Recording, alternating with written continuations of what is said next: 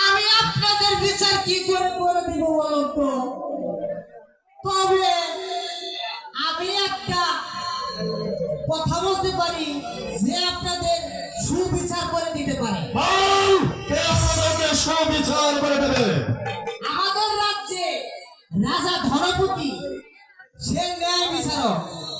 আপনারা তার কাছে চলে যান, সে আপনাদেরকে বিচার করে বলে দিতে পারবে আপনাদের মাঝে ধর্মদেব বড় না অধর্মদেব বড়।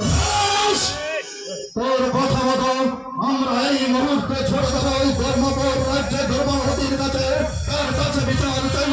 সে যদি আমাদের বিচার